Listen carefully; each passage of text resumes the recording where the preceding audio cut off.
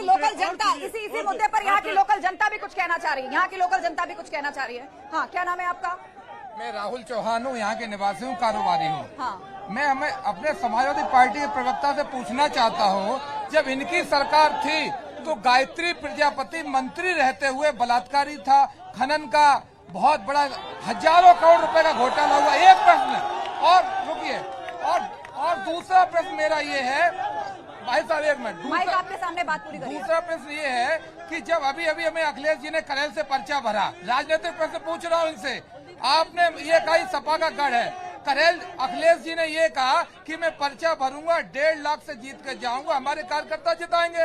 अब क्या हुआ, पूरा सैफई परिवार डोर टू डोर प्रचार कर रहा है, शराब बांटी जा रही है और अखिलेश जी खुद सभा करने आ रहे हैं। मैं पूछना चाहता हूँ, हम लोग जीत रहे हैं, आपने कहा कि हमारा गढ़ है, गढ़ आपका खत्म हो गया है, 4 सीटें आप हार गए हैं, गड्ढे में चले गए। एक प्रश्न वो हुआ।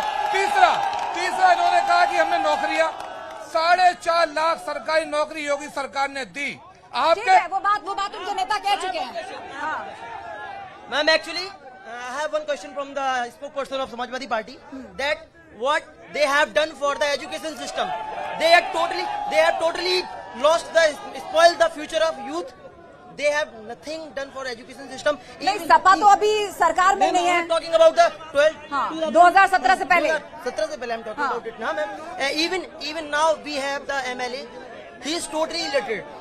He is totally illiterate person. He has no right to talk how to talk to this person. ठीक है। हाँ ma'am, he is totally illiterate person. Ma'am, मैं ये शिक्षा के ऊपर क्वेश्चन कर रहा हूँ। मेरे भाई ये बोल रहे हैं कि समाजवादी पार्टी में शिक्षा का लॉस हुआ है। मैं ये माननीय जिला अध्यक्ष प्रदीप चौहान जी से ये क्वेश्चन है कि 17 के बाद भारतीय जनता पार्टी सत्ता में आई है, तो यहाँ पे बच्चों को प्रमोट किया जा रहा है। समाजवादी पार्टी में तो बच्चों को शिक्षा के पेपर दिलवाए जाते थे, यहाँ तो डायरेक्ट प्रमोट करा जा रहा है। प्रमोट मतलब कोरोना का जिक्र कर रहे हैं, कोरोना का जिक्र कर रहे हैं। वो तो पूरे विश्व में हुआ है, वो तो पूरे विश्व में हुआ है। मैं शिक्षा से जुड़ा ये सवाल पहले पूछ लेती हूँ, भाजपा और सपा दोनों के प्रवक्ता, ठीक है, बताइए क्या बोलना चाहते हैं। देखिए, 2 बातों का जवाब। एक तो भैया ने शिक्षा के ऊपर बात की, उससे पहले मैं चौहान साहब की बात का जवाब दे दूं।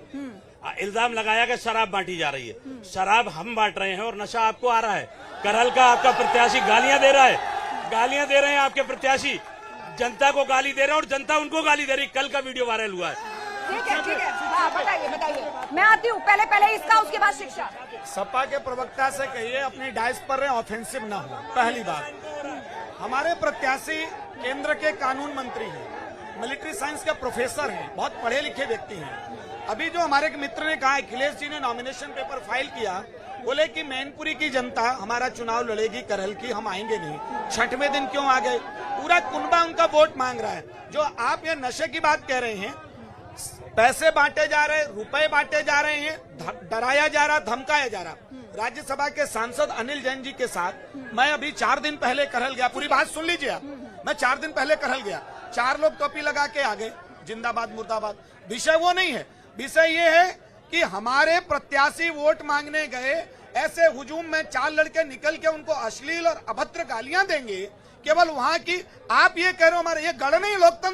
लोकतंत्र में किसी का गढ़ बताना जनता का अपमान है। हमारे प्रत्याशी ने धैर्य रखा, संयम रखा, इसलिए चलो नादान लोग होंगे, समाजवादी पार्टी उनको उकसा रही हो। अगली बात, आज हमारी राज्यसभा की सांसद गीता साक्य जी आई थी भ्रमण पर, अभी मुझे सूचना मिली है, उनकी रास्ता रोकने का प्रयास किया। समाजवादी पार्टी के लोग अपनी हार से बौखलाए हुए हैं, इसलिए ठीक है। ये बताइए मुझे, बार तमाम घटनाएं कोट करके, इंसिडेंट कोट करके आप लोगों की ये छवि बनाई जाती है कि ये उन्मादी लोग हैं, ये उत्पाती लोग हैं, ये नहीं सुधरने वाले। और यही मुद्दा योगी आदित्यनाथ बार दोहरा रहे हैं कि कुछ माफिया इंतजार कर रहे हैं कि सरकार बदले और हम बाहर आ जाए। देखिए, पहले उनका जवाब दूं, शिक्षा पे सवाल किया है, आपका जवाब दूं। आप पहले इसका जवाब दीजिए, क्योंकि शिक्षा पे मैं सबसे सवाल लूंगी। शिक्षा पे पहले मैं आपको जवाब दे देता हूं। हमारी सरकार ने लैपटॉप बांटे, कन्याओं को विद्याधन दिया और जो है साइकिल दी लड़कियों को। उन मुद्दों पर आप चुनाव लड़ चुके 2017 में, इन मुद्दों पर लड़ लिया ना चुनाव। अब इस बात का जवाब दीजिए, पहले क्राइम कंट्रोल। सवाल पूछिए। सवाल मैंने पूछा लेकिन आप टाल गए उसको। मैंने कहा कि नहीं, मैंने आपसे कहा कि ये छवि और इस तरह के एपिसोड कोट करके क्यों आप लोगों की बनाई जाती है कि आप उत्पात काटते हैं, आप उन्मादी हैं, आप गुंडागर्दी करते हैं। देखिए, अभी हमारे चौहान साहब ने कहा कि इनके जनता से कुछ लोग जो हमारे ऊपर इल्जाम लगाया कि ये उत्पात बीच में मचाते हैं। आपके प्रत्याशी ने गालियां दी, वीडियो वायरल हो रहा, देख लीजिए, वीडियो वायरल हो रहा है, देख लीजिए। दूसरी बात, अगर गुंडागर्दी की बात देखना चाहते हैं, हाथरस में देख लीजिए, दलित बेटी के रेप विद मर्डर, और उसके बाद में उसे जिला प्रशासन ने पेट्रोल डाल के जला दिया।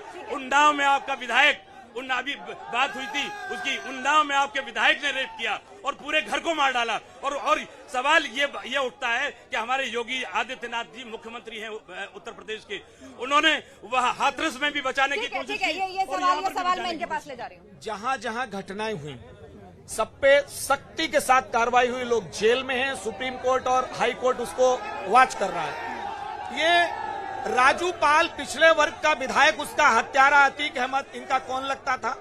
ये मुख्तार अंसारी विधायक कृष्णानंद राय का हत्यारा, इनका कौन लगता था? अखिलेश भैया के चचा आजम खान, जिन्होंने गरीब मुसलमानों की जमीनों पर कब्जा किए, इनके कौन लगते थे? आज ये जेल में हैं, सुप्रीम कोर्ट, हाई कोर्ट, सब जगह जा रहे, क्यों नहीं छूट रहे हैं? दूसरी बात, अभी इन्होंने कहा हमारे प्रत्याशी के ऊपर, आखिर प्रोफेसर राम गोपाल को ये सफाई क्यों देनी पड़ी कि वो लोग समाजवादी पार्टी के नहीं हैं? मैं कह रहा हूँ वो समाजवादी पार्टी का, आप जांच करा लीजिए। हमारे प्रत्याशी का रास्ता रोकेंगे, जन सैलाब उमड़ेगा, खामोश इंकलाब होगा। ठीक है, बसपा का रुख करते हैं। अभी थोड़ी देर पहले चर्चा चल रही थी, सपा ने कहा कि भाई आपकी तो पोल खुल गई। आपने तो योगी आदित्यनाथ जी की तारीफ कर दी कि बहुत बढ़िया कानून व्यवस्था चल रही है। मैडम, सच कहने में बुराई क्या है? सच कहने में आपको बुरा लगता है क्या? यहाँ पर पब्लिक खड़ी, ये भी खड़े। इनके राज्य में गुंडागर्दी थी और गुंडागर्दी होगी भी। अगर इनकी सरकार आती है, गुंडागर्दी करेंगे।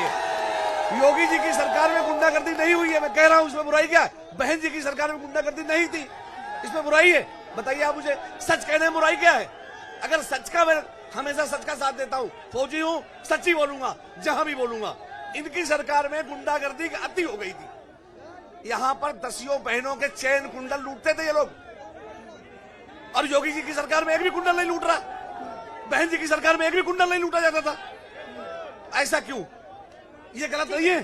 ठीक है, कांग्रेस से इस पर प्रतिक्रिया लेते हैं। ये बताइए, कहा जा रहा है कि अब छिनैती नहीं होती, अपहरण के सिंडिकेट चल रहे थे, वो सब ध्वस्त हो गया है, माफिया जेल में है, और दूसरी तरफ से बयान आते हैं कि सरकार बदली तो बुलडोजर घूम जाएगा, स्टीयरिंग घूम जाएगा।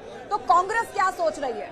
आज ये बात बिल्कुल सिद्ध हो गई है कि गुंडागर्दी थी, चरम पर थी, और ये बात भी सिद्ध हो गई कि बसपा शासनकाल में भ्रष्टाचार था। और आज ये भी सिद्ध हो गया है कि हिंदू और मुस्लिम के नाम पर के जनता को अपने मुद्दे से भटकाना चाह रही है।